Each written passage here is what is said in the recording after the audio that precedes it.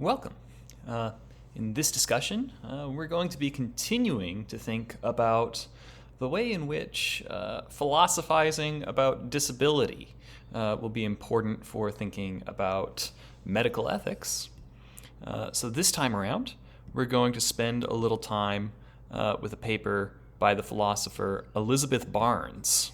And her paper is called Disability, Minority, Difference.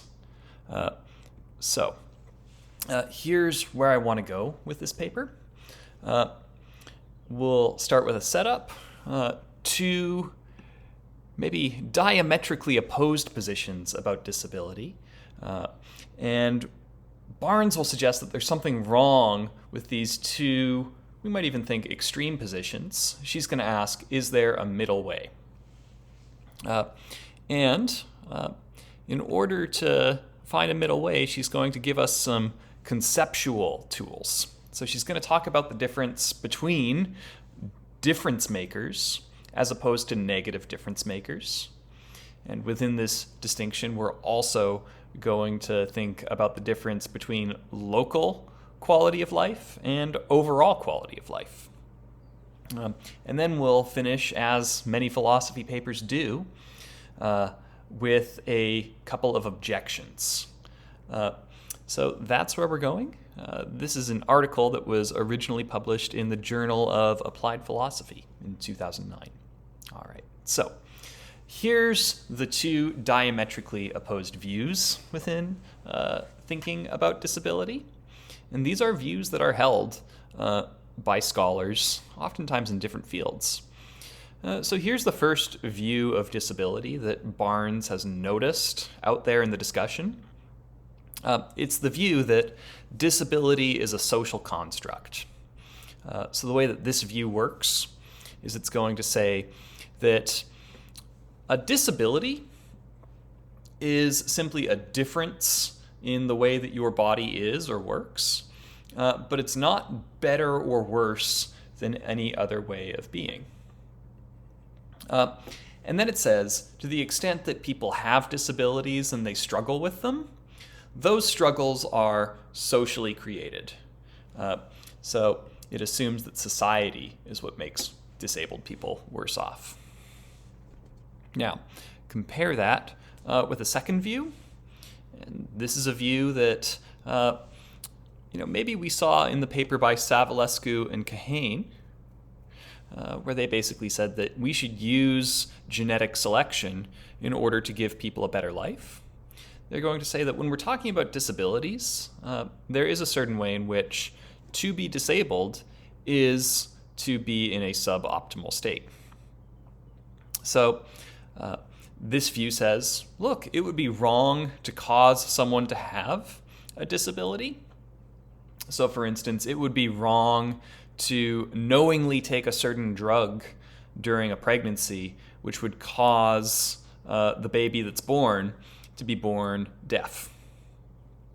And then Savulescu and Kahane are going to argue, well, if it's wrong to knowingly deafen a baby in utero, they think it would also be wrong to knowingly conceive a baby that is deaf when you could have easily conceived a baby that isn't. Now, Barnes is going to say this. She's going to say there's something wrong with the view that says that a disability is bad just because of society.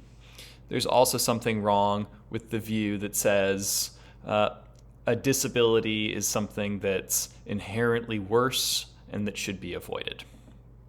So here's the problems that she's noticing. Barnes says there's something wrong with this first view because it's hard to see some disabilities as a problem simply because of society. So for instance, if a person has a disability that causes pain, chronic pain, let's say, we could think of how sickle cell disease, if a person is affected by sickle cell disease, this is going to give them things like shortness of breath, and it's going to give them pain in their joints, where certain kinds of cells are going to be accumulating. We might say, that's not a problem simply because of the way society treats people with sickle cell disease, but there's something painful and problematic about the pain that comes along with this condition in and of itself. So it's not just society. But Barnes notes that here's a problem for the second view, this view that says you're worse off in and of yourself because you have a disability. She's going to say, well, there's something wrong with that view too. Because if you ask disabled people about their quality of life, some people are not only disabled, but they're happily disabled. So there are people who are deaf, who in fact are fine with the fact that they're deaf. They think that their lives are happy and worth living, and they wouldn't even get their deafness cured if they could. So there's something wrong with both of these views, and maybe one thing that we might do is we might say, well, you just have to pick. Either disability is not bad in and of itself, or it is. Now, what Barnes is going to try to do is see if there is a middle ground in this debate. And here's how Barnes is going to put the question. Her question is going to be, is disability a difference maker, or is disability a negative difference maker? So, again, this seems to be with the social construction view. You might say being disabled is a difference maker, and if you believe that, you're saying that, look, being disabled is another way of being different, but not worse or not better. Think about the idea that some people have blue eyes and some people have brown eyes. We might say that's a difference between people, but it's not a negative difference. You're not better or better off simply for having brown eyes over blue eyes, or vice versa. Right?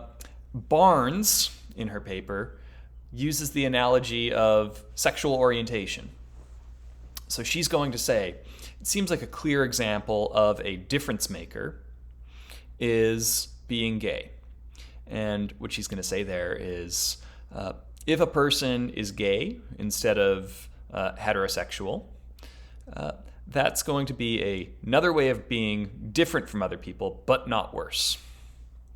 So with the terminology, when she's talking about being a difference maker, she's saying it's a difference. Another way that she puts it in one of her later books is she can call these kinds of differences mere differences, right? It's a difference, but it's not better or worse. But we'll see this word negative in front of the other category. We can talk about also negative difference makers. So a negative difference maker, it's going to say this. It's a way of being different, but it's not just any way of being different. It's a way of being different that makes you worse off because of the difference.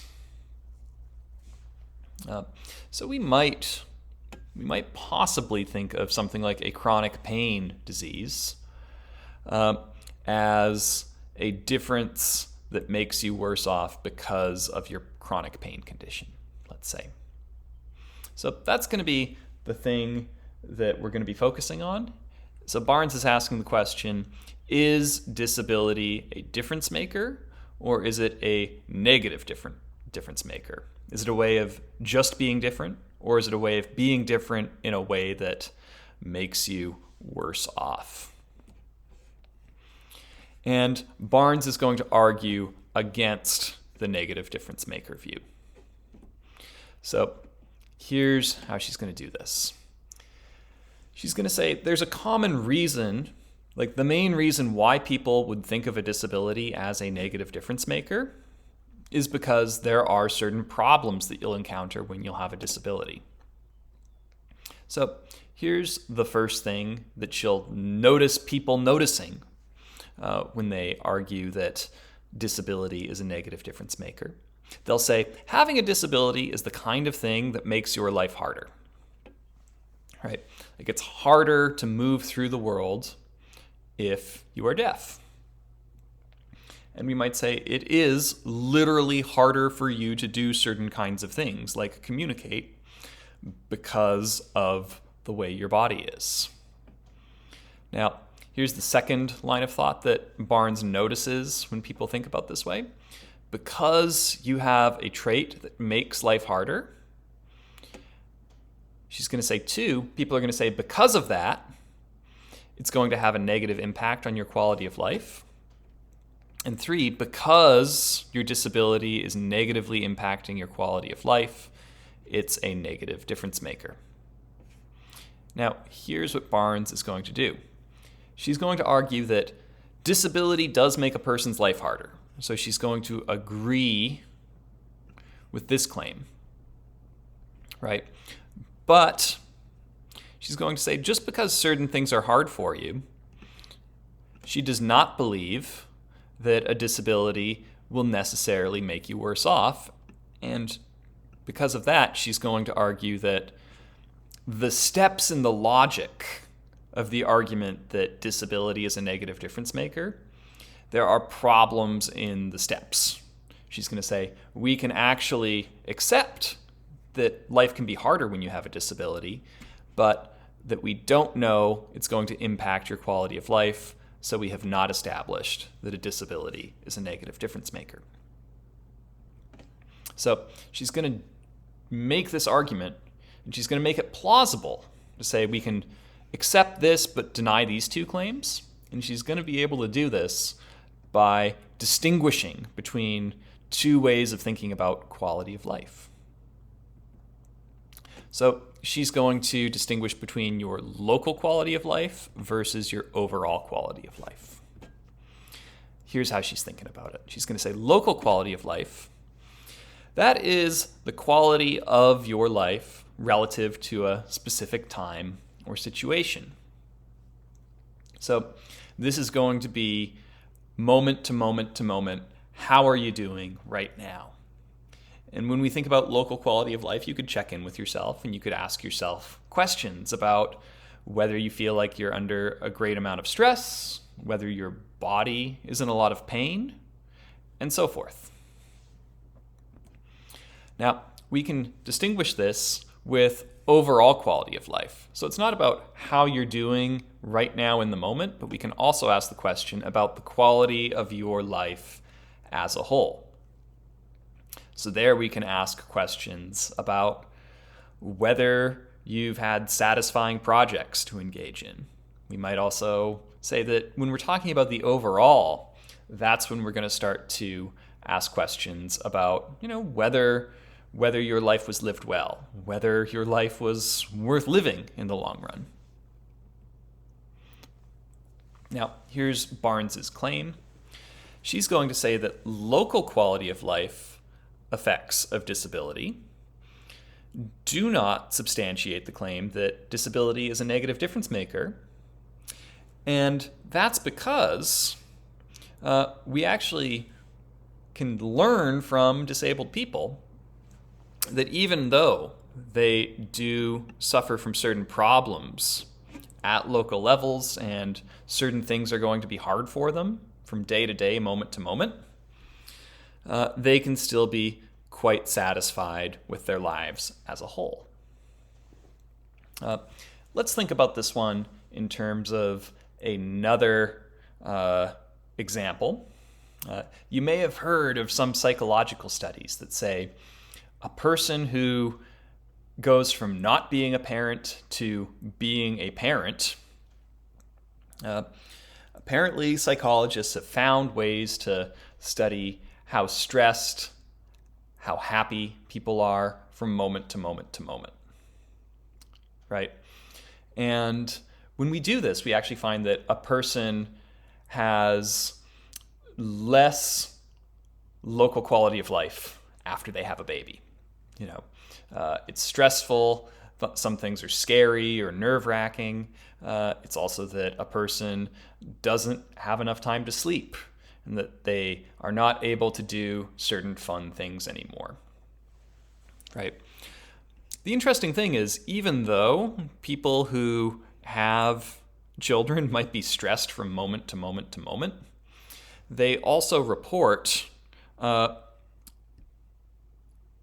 the whole, satisfaction about the fact that they've decided to become parents. A lot of people will tell you it's the best thing I've ever done, in spite of the fact that from moment to moment it can be really stressful. I asked a friend of mine once, a person who is a parent, is this true? Is it true that after you become a parent, you're stressed all the time, and that you have less fun than you'd otherwise be having, as compared to if you just didn't have kids at all? Here's what my friend told me. He said, well, yeah, you may be having a lot less fun once you have kids, but there's more joy in your life. And on that basis, we might say that there are certain trade-offs we make. There are certain situations that we can be in where, even though they come with rather predictable stresses and disappointments and frustrations, they may bring certain benefits along with them as well, and benefits that maybe are even worth the difficulties that come along. So the way that Barnes is going to think about it is we can actually make a similar argument about disability as my friend made about their satisfaction with being a parent. Many things will make your life harder, but they don't necessarily make you worse off. So Barnes's examples, being, say, lesbian, gay, bisexual, or trans, there are certain difficulties that you're going to encounter with having a non-societally accepted sexual orientation. Similar thing with being a woman. There are things about being a woman that make your life harder. And Barnes even suggests that there are some things about being LGBT or being a woman that are going to make your life harder, even though they are not societally created. So she points out that some gay people might be disappointed that they cannot reproduce with their partner in the way that straight people can. Or women may encounter frustrations with being more liable to breast cancer, or having to deal with the inconveniences and discomfort of menstruation, right? But here's what Barnes is going to say. There are many people who encounter those kinds of difficulties but say, look, I'm still glad that I'm gay. Or another person might say, yeah, it's not fun to menstruate, but on the whole, I'm still glad to be a woman, right? So in those cases, we might say these things are making a person's life harder, but they're not necessarily making you worse off because of that status. They can contribute to your happiness in a certain way. So here's how the local versus overall distinction comes in. We're going to say disabilities, or again, sexual orientation or being of a certain sex, those are going to bring certain local hardships.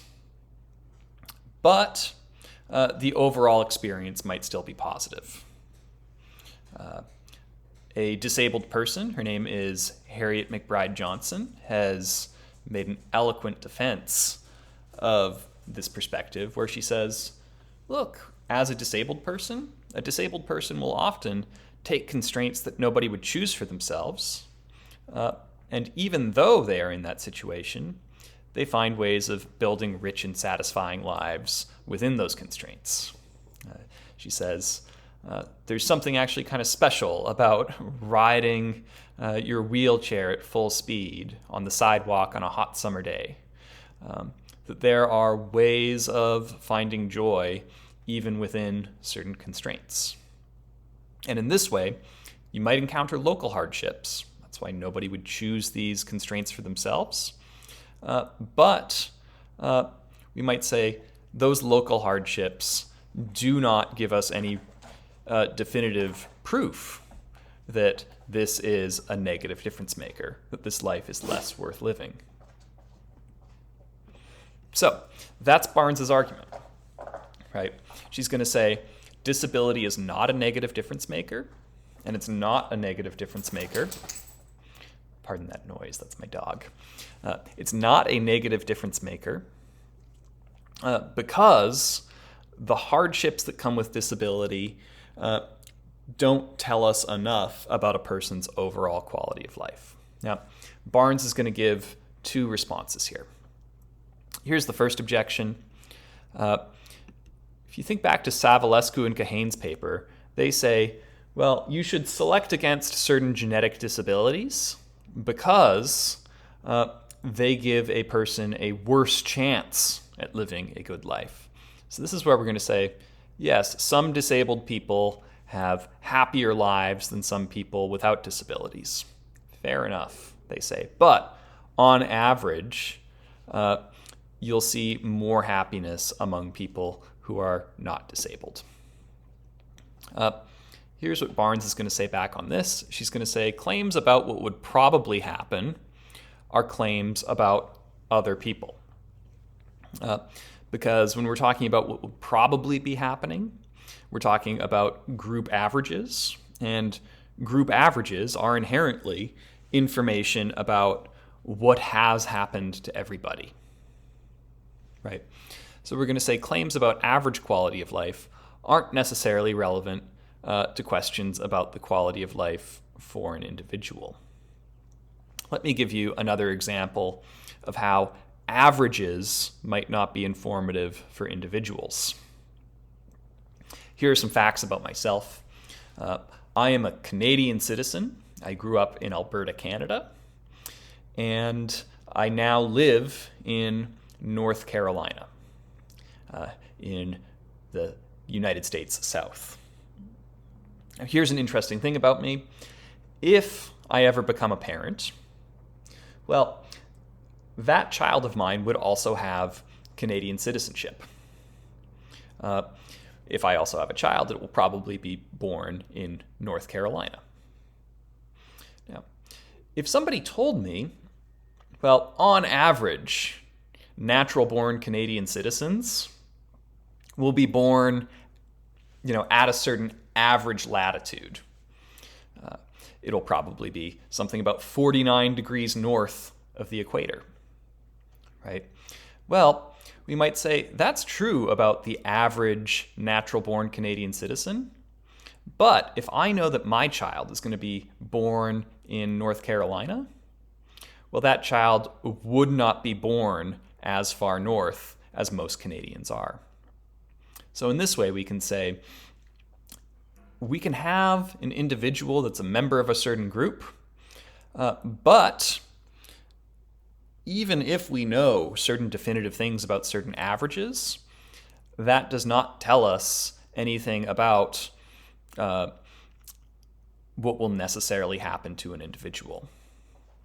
Barnes is also going to point out, once we start looking at, say, studies of average happiness levels of able-bodied people versus disabled people, well, at that point, we're going to be looking at empirical data, but the empirical data isn't going to separate between societal discrimination versus inherent problems.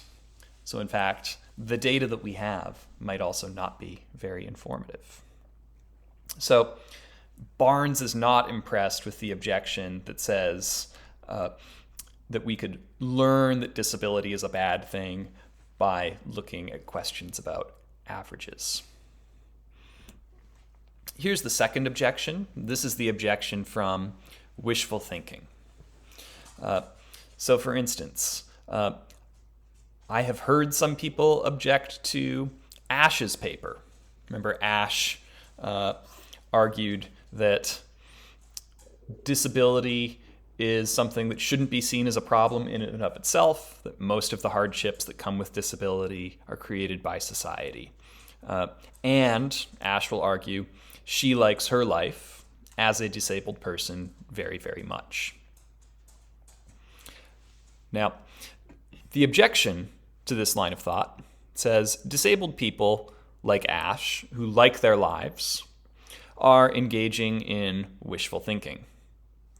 they're in a situation where they can't have a certain ability. So they then tell themselves, well, I don't really need it, even though this objection says they're being made worse off.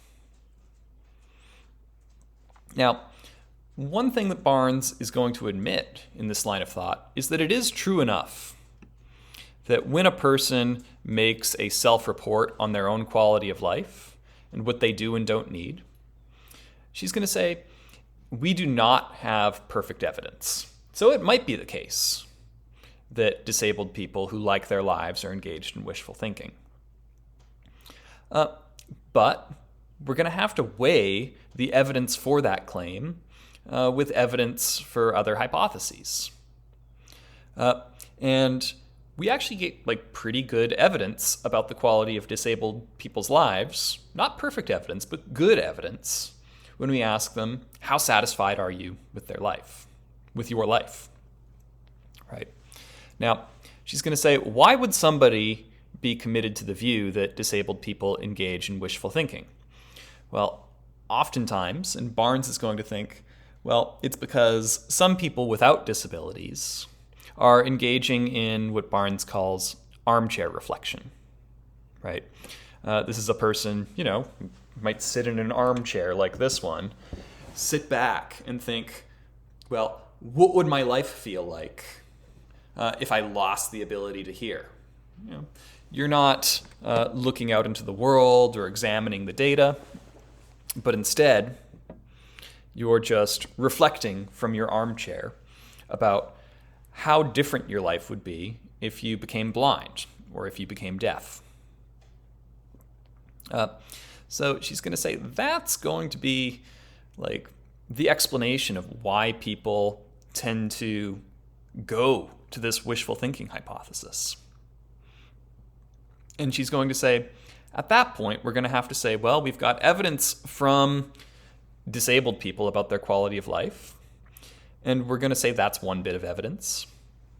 And then we're also going to say we've got a little bit of evidence from people who reflect from their armchairs about how much worse their lives would be if they had a disability. Both sources of evidence are imperfect, Barnes thinks. But she's also going to say, generally, disabled people are going to be a better source of evidence about the quality of their own lives, especially when we compare self-reports on reflection of the quality of one's own life to somebody else's imagination of how much worse their own lives would be if they had a disability. So she's going to say, in general, we should be very cautious about explaining away data that contradict our beliefs. Oftentimes, we might think that if we try to explain away data that contradicts our own prejudices and presumptions, well, oftentimes that's going to turn into a matter of, say, gaslighting somebody else's experience, right? So we might think that this objection, the objection that disabled people who like their lives are just wishfully thinking, that's a failure to take into account what they're telling us about their own experience. And to a certain extent, we could say it sort of gaslights the experience of a person with a disability who is telling us that they like their own lives. So that's how Barnes is going to come back at this wishful thinking objection. So I hope that gives you a taste of where Barnes has gone with this paper about disability, minority, and difference. Her general view is that just because a person has a disability, that does not give us enough evidence to say that this person is necessarily worse off, especially when we learn the fact that there are many people with disabilities who are quite satisfied with their quality of life. So thanks for listening in, and as always, if you have anything that you want to say about this conversation or anything you want to ask me, please don't hesitate to reach out. Thanks for listening, and take care.